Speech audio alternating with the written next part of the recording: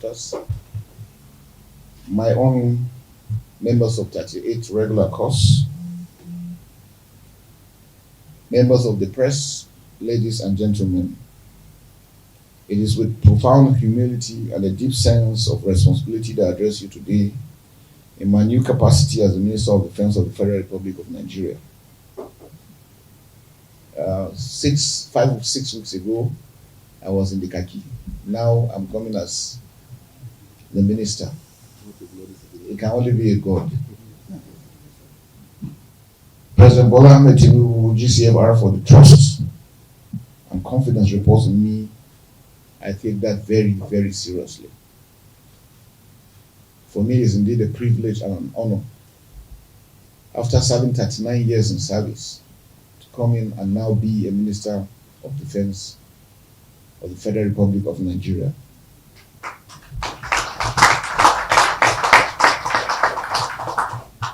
The love Nigerians have shown us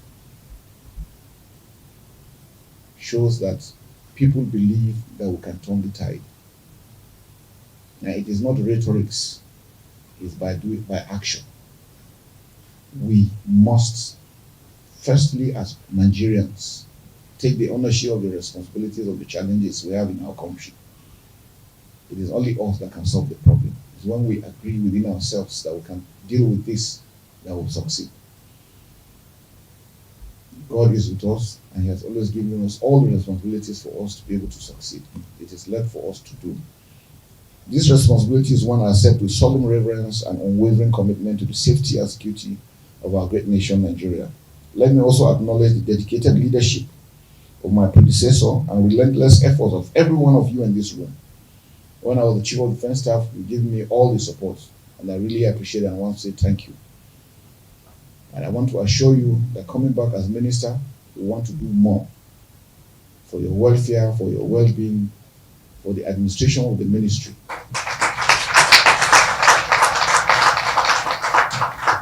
I strongly believe in reward and punishment. You do well, you are rewarded. We take corrective measures so that we can succeed. I don't believe in Naso we did one. We must assess everything that we're doing and see how we can improve on it. I believe in having a very positive workforce. We're going to listen to your challenges, and whatever we can do to address them, we'll do that. But what I count on you is also put in your best. You know your task ahead. You don't have to wait until somebody calls you or asks you a question. Do what you are supposed to do, and that will make it easier for us as a nation. This task of securing the nation is a continuous one, and I'm aware that you have been holding the line with dedication. I commend you all. For decades, my life has been defined by uniform, by the ethos of service, and by the sacred covenant to defend the territorial integrity and citizens of Nigeria. I therefore come to this role not as a stranger to our security challenges, but as a comrade who has been in the trenches both literally and figuratively. I have seen firsthand the bravery of our troops, the complexity of our threats, and the pivotal role of strategic coordination.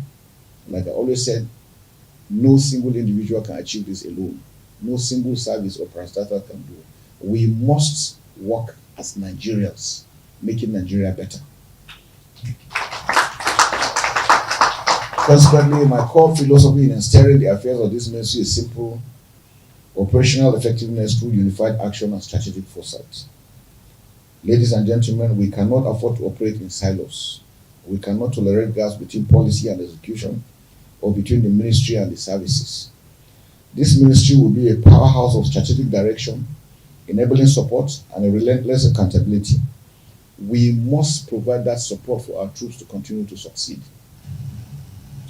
They are sacrificing their lives out there in the field, day, night, thunderstorm, windstorm, whatever the situation, to ensure that we, Nigerians, can go to bed and sleep well.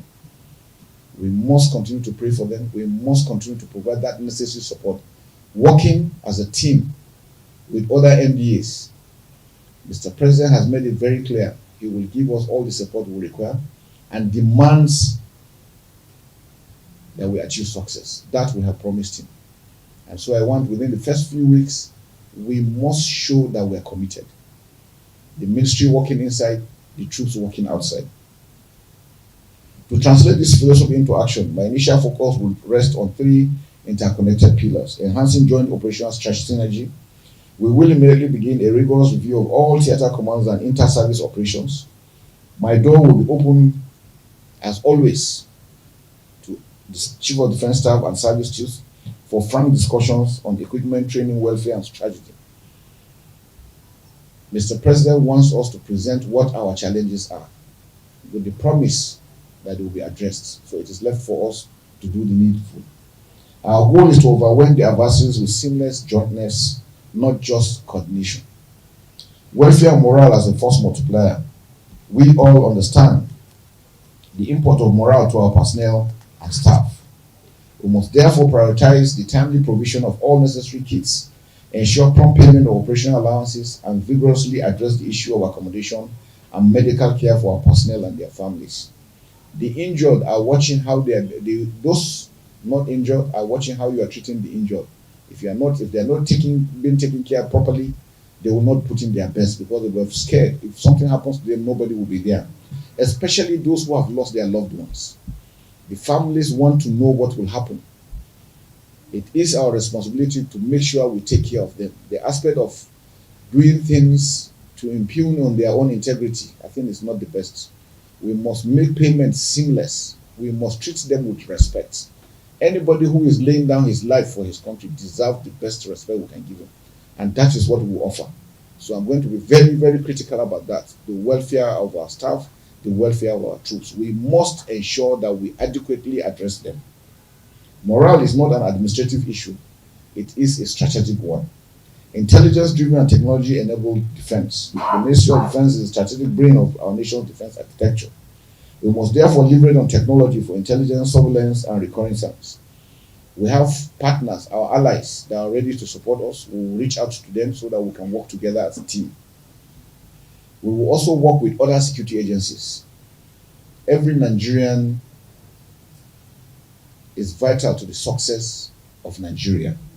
We will foster a culture where data and intelligence drive our decisions, not just experience alone. I therefore charge the ministry's bureaucracy to be the catalyst for innovation and efficient resource management. Distinguished ladies and gentlemen, I expect the highest standard of professionalism, integrity, and urgency to duty from all of us. We do not have time. We are going to continue to hit the ground running. We must respect the human rights of Nigerians. If we make mistakes, we must try to avoid them. But if we make, because we are humans, we must take necessary action to ensure that we make amends. I will always continue to encourage candid advice and robust debates. But once a decision is taken, we must move as one united team. There will be zero tolerance for corruption, indiscipline, or indolence. Our loyalty is to Nigeria and the Nigerian people. The president is the commander-in-chief. The buck stops on his table. We must provide that support to make Nigeria peaceful. Shedding of innocent blood is over. Our children should be able to go back to school. Our farmers should be able to go back to their farms. We must address these issues on ground. Most of the challenges we are facing is not military solution. There are issues of good governance, justice, equity, and fairness, which we are going to encourage. So it's going to be a holistic aspect. The non-kinetic and the kinetic must work hand in hand. We cannot afford to fail Nigerians, especially ourselves. They say charity begins at home. I believe it's the mindset. If we have that mindset that we will succeed, we will succeed. To the service chiefs, I offer my full support and expect your utmost cooperation to move the armed forces to greater heights. To the permanent secretary and the civil service cadre, you are the institutional memory and the framework for our sustainability. I value your expertise and count on your diligence to translate our military objectives into actionable administrative and budgetary policies. The road ahead is demanding. It's going to be tough. Let us not take it for granted. It's going to be tough. But because we are Nigerians, we shall overcome. The threats we face are adaptive and complex, But I have absolute faith in the indomitable spirit of our armed forces and the capable minds within the ministry. And with the support and prayers we're getting from all Nigerians, we cannot fail. In closing, let me once again reaffirm my commitment to live with fairness, firmness, and loyalty to our Constitution. The President is doing everything possible to make sure we succeed. We must play our own part. The task ahead is enormous, but surmountable. We can win. We will win. The good people of Nigeria are looking up to us for results, and we must deliver immediately. I'm not here